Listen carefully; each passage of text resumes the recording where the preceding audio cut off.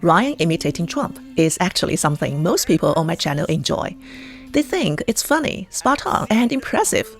But yes, there are just a very small number of people who feel uncomfortable. They say he looks like a clown. Some tell him to get lost. And one person left a message to me asking, "Are you a Democrat?" Well, the question comes up easily. Is imitating a political figure disrespectful? Does it cross a line? To answer that, let's rewind a bit and look at how societies have historically mocked power. In medieval Europe, carnivals allowed people to mock kings. This wasn't underground or illegal. It was open, tolerated, and often socially necessary. One popular tradition was the fool king, a peasant or jester dressed as the ruler, and pushed the royal behavior to absurd extremes, issuing silly orders, inventing fake taxes, staging chaotic trials. The goal was not to overthrow the monarchy. It was to make the power visible, human, and a little ridiculous.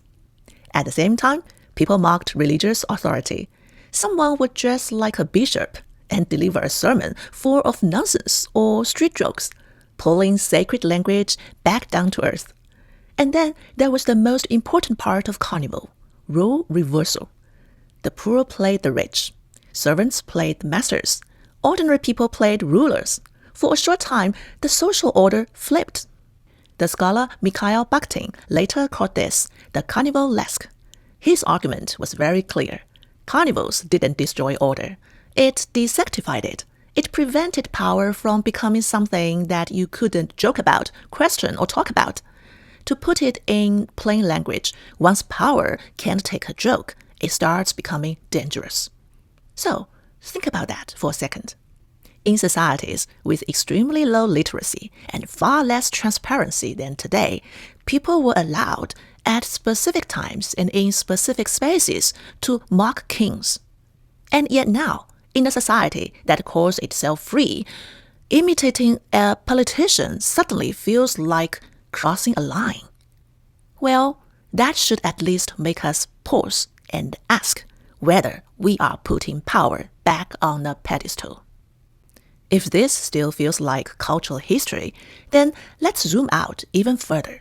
For more than 300 years, some of the sharpest minds in human history have been trying to figure out one thing. Where are the boundaries of free speech actually are? John Stuart Mill had one of the loosest rules. He believed that as long as speech didn't directly harm others, government shouldn't interfere, even if the ideas were wrong. In his view, truth needs conflict to survive.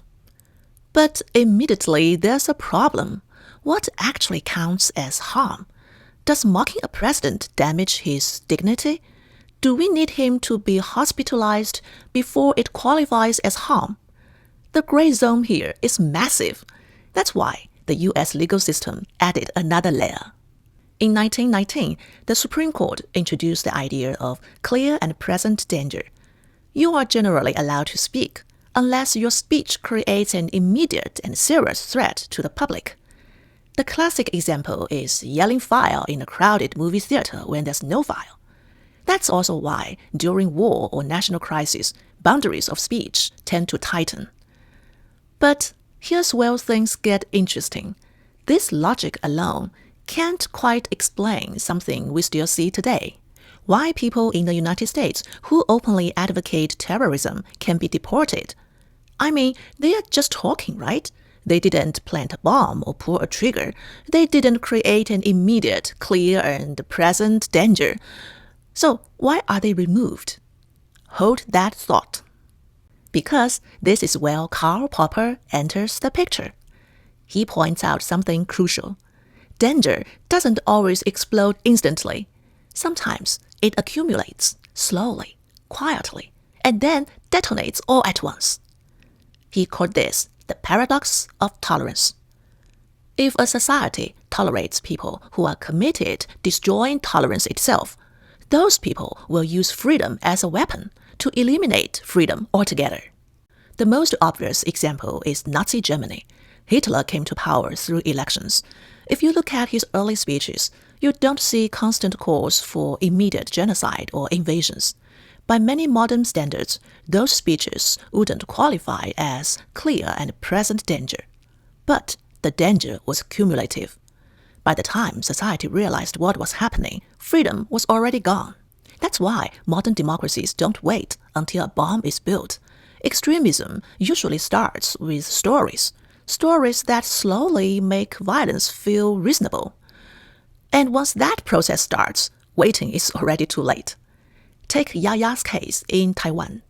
She's a mainland Chinese woman living in Taiwan, married to a Taiwanese citizen. She had hundreds of thousands of followers on Douyin. Douyin is China's domestic version of TikTok. Over time, she repeatedly advocated Beijing's unification by force, meaning a military takeover of Taiwan, and framed that kind of violence as legitimate. Eventually, she was deported back to mainland China in 2025. Before leaving, she was filmed at the airport, hugging her Taiwanese husband and their 3 children. A moment that quickly went viral and sparked intense public controversy. Through Popper's paradox of tolerance, this wasn't about punishing speech. It was about stopping a narrative whose final destination is the destruction of freedom itself. But Popper's idea has a serious flaw. Who decides what counts as intolerant thought? Is it violence? Is it anti-democracy or anything else? If the government defines it, who watches the government? Vague definitions can turn every dissenter into an enemy. That's why John Rawls tried to refine the system. Rawls argued that freedom can only be restricted to protect more fundamental freedom. You can't silence someone just because you feel offended. You need to answer at least 3 questions. Does this speech directly threaten others' basic rights? Are there less extreme responses, like debate or clarification? Is the decision-making process transparent and fair? His goal was balance, protect society from real threats without giving governments a blank check. But there's a problem. This system assumes a rational public space. And realistically, we all know that space is shrinking. On social media, there's no debate, only dogpiling. Consensus usually belongs to whoever has the most power, money, or followers. So, Rawls' framework is elegant, but expensive to run, and often just doesn't work in practice. Then come thinkers from Frankfurt School tradition, like Marcuse and Fraser, who flip the table entirely. Their argument is that what we call free speech often protects the powerful more than the weak. So, the public discourse should favor marginalized voices to compensate for structural inequality. Well, in reality, that often turns into identity politics, where who you are matters more than what you say. On a lot of Western campuses, a white student cracks one problematic joke and is told to apologize immediately. But flip the target to white people as a group, it suddenly becomes structural critique. No apology required, sometimes even claps. See, here's the bug. It easily becomes double standards. Equality quietly turns into another kind of inequality. After 300 years, there's still no final answer, just trade-offs. But every school of thought has given us a new perspective, a fresh way to think about the problem. With that in mind, let's come back to Ryan and Trump. By Mill's standard, Ryan's parody is protect speech because there's no direct harm. He's just mimicking a public figure's public way of speaking. The tone, the rhythm, the gestures that everyone has seen 1,000 times on TV. By Holmes' standard, there's no clear and present danger.